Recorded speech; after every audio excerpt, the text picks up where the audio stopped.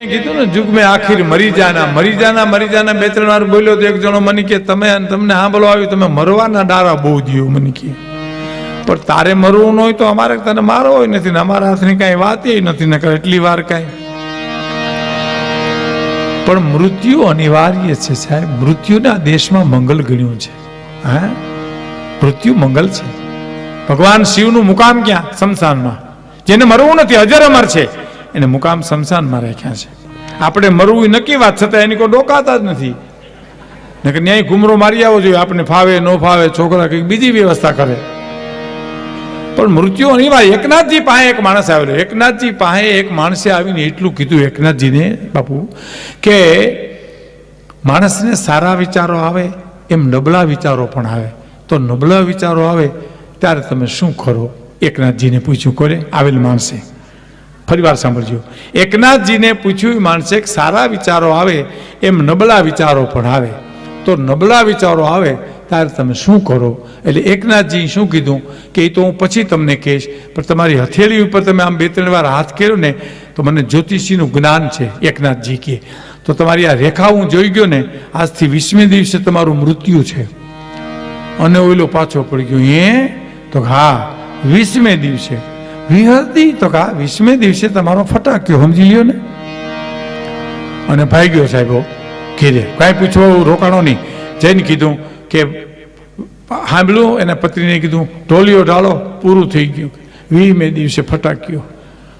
ઢોલિયો ઢાળ્યો, કૂતો આવ્યું કે આવશે, આવ્યું કે આવશે.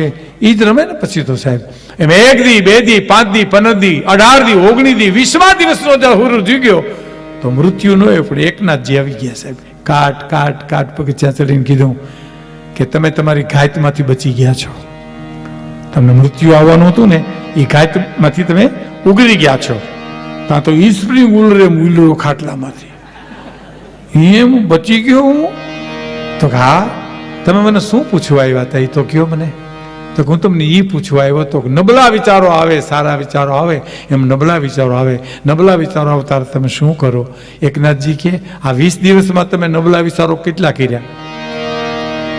આ 20 દિવસમાં તમે નબળા વિચારો કેટલા કર્યા? તો કે એકેય નહીં. તો કે કારણ કે મોત સામે દેખાતું હતું એમ. તો કા 20 દિવસ તમે મૃત્યુને નજરમાં રાખીને જીવ્યા ને એને અમે આખી જિંદગી નજરમાં રાખીને જીવીએ ને પછી નબળો વિચાર આવતો જ નથી સાહેબ. કોઈ છે મૃત્યુ તો મંગલ છે. હે, રામે લક્ષ્મણને એટલું કીધું લક્ષ્મણ આદર્શ વિનાનું જીવન વ્યર્થ છે. આ એક નાની એવી વાત છે. યુવાન મિત્રો જે હશે એને સાંભળજો. અમારે તો શું છે બોધ ગઈને થોડી રહી. તમારે તો ઘણી મંજિલો કાપવાની છે પણ આ વાતને જીવનમાં ઉતારજો. રામે લક્ષ્મણને કીધું કે લક્ષ્મણ આદર્શ વિનાનું જીવન વ્યર્થ છે. તો લક્ષ્મણે દલીલ કરી કે આદર્શમાં જીવન વ્યર્થ બની જાય. પ્રભુ એનું શું? તમારી વાત હું સ્વીકારું છું કે આદર્શ વિનાનું જીવન વ્યર્થ છે પણ આદર્શમાં જીવન વ્યર્થ બની જાય. પ્રભુ એનું શું? તો આદર્શમાં વ્યર્થ બનેલું જીવન લક્ષ્મણ બીજાને માટે આદર્શ બની જાય છે. હવે જો જીવન જીવવા માટે તો હરિચંદ્ર તારામતીના દાખલા દેવાય ને. ટાટાને બિરલાને હાલે. ખરીદો દુનિયાના લોકો, અમારે અમારું જીવન વેચવું છે. ખરીદો દુનિયાના લોકો, અમારે અમારું જીવન વેચવું છે. શું ગુનો નરસિંહભાઈ, શું ગુનો હરિચંદ્ર તારામતીનો મને કહેશો તમે? સત્યનો છોડવું એટલો જ ગુનો ને એનો. પણ દાંત કાઢતા વેચાણે છે. રોતા નહીં સાહેબ. હા, મેં એક જગ્યાએ હરિચંદ્ર તારામતીને ઘણા વર્ષો પહેલા ગામડામાં વાર્તા કરીને તો એકદમ રોવા માંડ્યો સાહેબ મારી પાસે આવી. મને કે આવા દખ આપણી ઉપર પડે તો આપણે તો મરી જાય.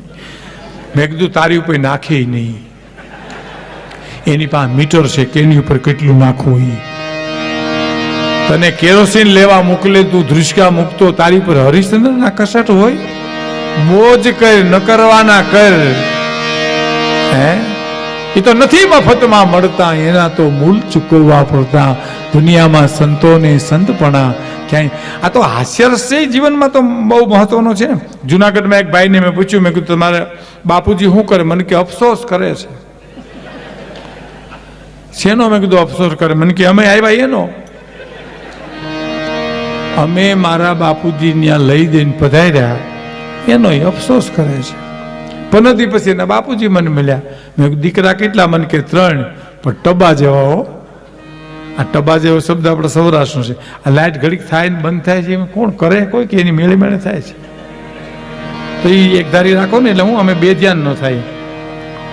આ બસ આમ નામ રાખો. જો સામે ઓડિયન્સને નડતી હોય તો બંધ કરો, ગમે બેમાંથી એક કરો એમ. હા નહીં એટલે તમારે જે વિડીયો વાળાને કે જે કંઈ જરૂરી હોય એટલી લાઈટ રાખો તમે, તમારે કોઈ પ્રશ્ન નથી. હા, આ ટબા જેવા શબ્દ આપણે સૌરાષ્ટ્રનો, કાઠિયાવાડ, આપણા કાઠિયાવાડના શબ્દો અમુક તો સમજાય જ નહીં. હા, ભે માંદણામાં પડી લ્યો, માંદણું સમજાવ તો પોણી કલાક થાય આમાં માણાને. હા, એમાં 12 ગાવે બોલી બદલે, તરવર બદલે શાખા, બુઢાપાના કેસ બદલે પણ લખણ ન બદલે લાખા. 12 ગાવે જાવ એટલે બોલી બદલી જાય. આ મહેસાણા એની કો તમે ઊંઝાન જાઓ ને તો આપણા જે બે દુહા છે ને, આનંદ કે પરમાનંદા માણે હે ફેર, એક લાખું દેતા ન મળે બીજો ત્રાંબિયાના તેર, એક આવે દુઃખ ઉપડે એક આવે દુઃખ જાય, એક વિદેશ ગયા ને વિહરે બીજો પાહે ન પોહાય.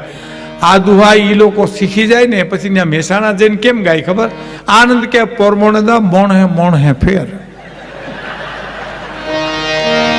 આનંદ કે પરમાનંદા મોણ હે ફેર, ચોઈન ફેર ચડે ને ચોઈન ન ચડે. લ્યો એના અર્થ કર્યા, કોકને ફેર ચડે ને કોકને ન ચડે. ત્યાં બીજો બોલે આનંદ કે પરમાનંદા ગોમડે ફેર, ચાંયથી બસ ચડે ને ચાંયથી ન ચડે. હવે હું કામે માછલા ધુઓ છો, મારા ધુઆઓ ઉપર ભલામણ. હે, અમે લાખાભાઈ, દિવાલીબેન, પ્રાણભાઈ અમે મહેસાણા પાસે એક પ્રોગ્રામ દેવા ગયા ને તો ગરધણીએ મારો પરિચય કરાવ્યો. એ હજી મગજમાં જ જતો નથી. હા, લાખાભાઈનું શરીર શાંત થઈ ગયું, દિવાલીબેનનું શરીર શાંત થઈ ગયું, પ્રાણભાઈનું શરીર શાંત થઈ ગયું.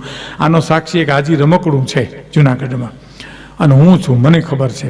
હમણાં સાબુદ્દીનભાઈ મને કહે, સાબુદ્દીન રાઠોડ મને કહે, એક જણો મને મળ્યો અમદાવાદમાં, એ કે તમે ભીખુદાનભાઈ હજી જીવો છો? એ કે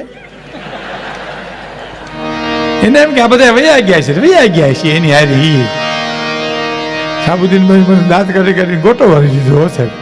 હા, મને કે આમ નામ કીધું હો મને કે. હા, અને કે હજી હું હજી પ્રોગ્રામ જ આપો છો? તો કે આ પ્રોગ્રામ જ આપે, બીજું હવે આ જિંદગી બીજું શું કરીએ? એટલે એક આ બીજા કોઈ સાક્ષી નથી, એ સાક્ષી હું જ છું.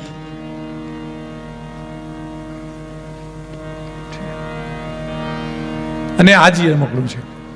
અમારો પરિચય કરાયો ગરધણી. સાંભળજો, લાખાભાઈ ગઢવી અને એની ટોળકીએ ખૂબ મજા કરાવેલી. તે પ્રાણભાઈ મને કે ટોળકી કોણ? મેં કીધું હું, તમે દિવાલીબેન. આપણે ટોળકી, લાખાભાઈ આપણા નાયક. અને પછી હું કીધું ખબર, નામચીન કલાકારો છે. નામચીન હું ખિસ્સા કાતરું છે? નામચીન કલાકારો છે. એમાં એક જણ આવીને મને કે કાળજાનો કોકડો કરજો. કોકડો પેલો કાળજાનો કોકડો. તો મેં કીધું લાખાભાઈ ગઢવી હમણાં જ કાળજાનો કટકો તો ગાયો, મને કે કોઈ બીજો કોકડો કરો. તમારા કોઠિયાવાડમાં ઘણા કોકડા હોય, શું કરું આની પાસે?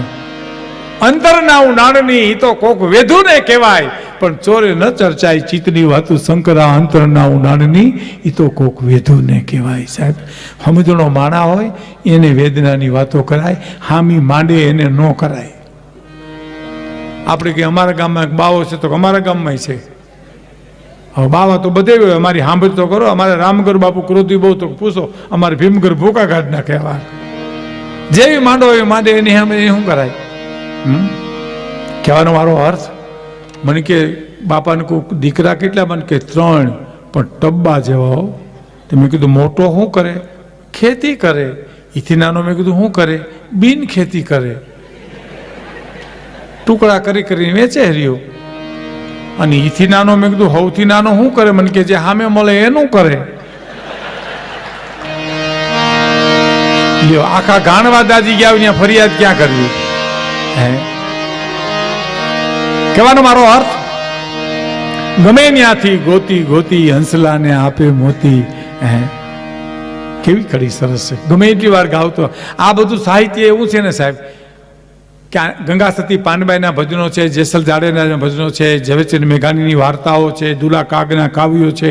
એ બધા તમને કેદી નહીં ગમે એ સાંભળી લેજો. કેદી નહીં ગમે. સોનાને જેથી કાટ લાગશે, ગંગાજળમાંથી દુર્ગંધ આવશે, અને હાવજ જેથી ખડ ખાહે તેથી